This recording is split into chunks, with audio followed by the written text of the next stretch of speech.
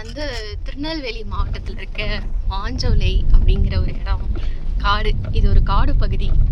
ஆனால் மேலே ஒரு 4 ஊர் இருக்குது அப்படின்னு நம்பி நம்ம ஃபாரஸ்ட் டிபார்ட்மெண்ட்லேருந்து ஒரு 1500 ரூபாய்க்கு வந்து நம்மளை வந்து அனுப்பிச்சிக்கிறாங்க. நம்மளோட ஓன் வெஹிக்கல்லே போகலாம்.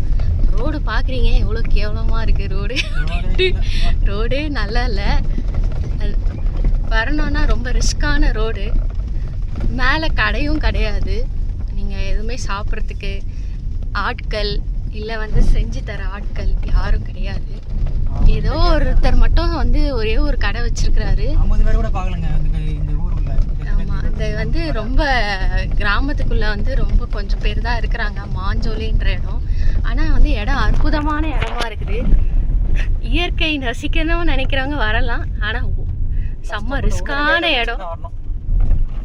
மொத்தம் 4 ஊரில் வந்து ஒரு ஊரை க்ளோஸ் பண்ணிட்டாங்க. ஊத்து வரைக்கும் தான் நம்ம போகணும். குதிரை வெட்டின்ற ஒரு இடம் இருக்குன்னு சொல்கிறாங்க. ஆனால் நாங்கள் போகல.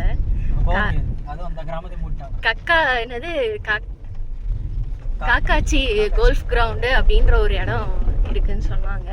அது வரைக்கும் போகலாம் சொல்லி போனோம். கடைசியில் எங்கள் வண்டியில் பெட்ரோல் இல்லாதனால காரணத்தினால நாங்கள் பாதியிலே திரும்பி வந்துட்டோம்.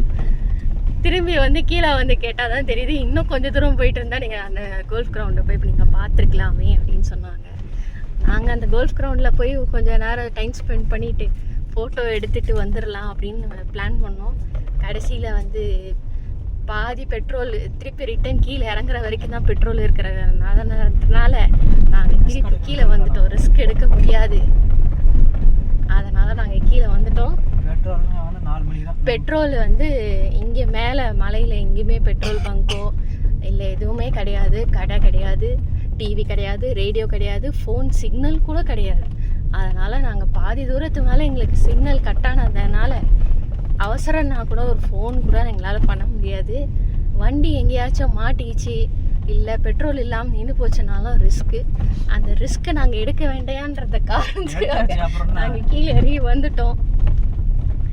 அப்புறம் இந்த 4 ஊர் கதை என்னன்னா, இந்த ஒரு சிங்கம்பட்டி ஜமீனை சேர்ந்தவங்களோட ஊர் இது. இந்த மலைப்பகுதி. இந்த மலைப்பகுதியை வந்து ஒரு வெள்ளைக்காரருக்கு அவர் வந்து லீஸுக்கு விட்டுருக்கிறாரு. 99 வருஷம் லீஸில். அந்த லீஸு 2028 முடிய போகுதான்.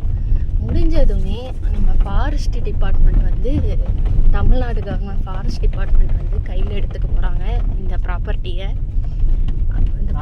கையில் எடுத்துக்கிட்டு இந்த வந்து பாதுகாக்கப்பட்ட வனப்பகுதியாக அறிவிக்க போகிறாங்க அப்படின்னு அந்த ஊருக்காரங்க சொல்லிட்டு இருந்தாங்க. இந்த தேர்தல் வரைக்கும், தேர்தல் முடிஞ்ச அப்புறம் தான் முழு கதையும் தெரியும், என்ன நடக்கும்னு தெரியும் அப்படிங்கிறத சொல்லியிருக்காங்க. ஆகஸ்ட்டில் தெரிஞ்சிடும் அப்படின்னு இருக்காங்க. அவங்க ஊர் ஆளுங்களாம் வந்து ஒரு 4 ஊர் ஆளுங்களையும் வந்து ஆட்கள்லையும் வந்து காலி பண்ண சொல்ல போகிறாங்க.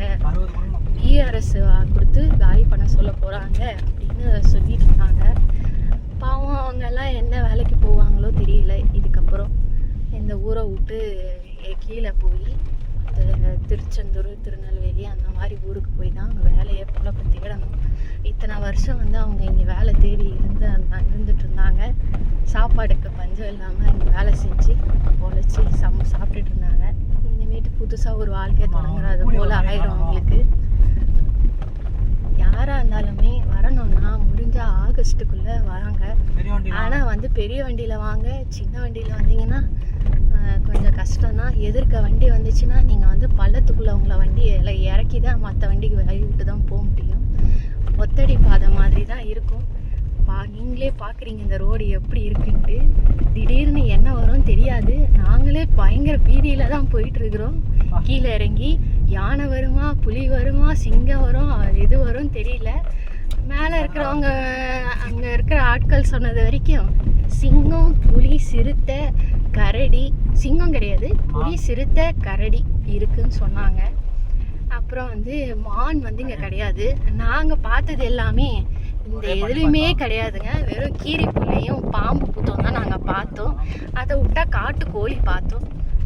அப்புறம் ஒரு இடத்துல நின்று நாங்கள் வந்து ஃபோட்டோ எடுக்கலான்னு ஒரு இடத்துல நின்று ரொம்ப ஜாலியாக ஃபோட்டோ எடுத்துக்கலான்னு முயற்சி செய்யும் போது தூரத்தில் ஒரு காட்டு பறவையோட சத்தமா இல்லை ஏதாவது ஒரு பூச்சியோட சத்தமா என்னன்னு தெரியல, பயங்கரமாக கொஞ்சம் சத்தமாக கேட்கவும் பீதி தாங்க முடியாம 3 பேரும் காரில் ஏறி உட்காந்து காரை எடுத்தது தான் மிச்சம். அதோட மாஞ்சோலை வந்து இறங்கி நின்றுட்டோம். அதோட காக்காச்சி கோல்ஃப் கிரவுண்ட் கடைசியில் போக முடியவில்லை. நன்றி, நாங்கள் கீழே வந்து சந்திக்கிறோம்.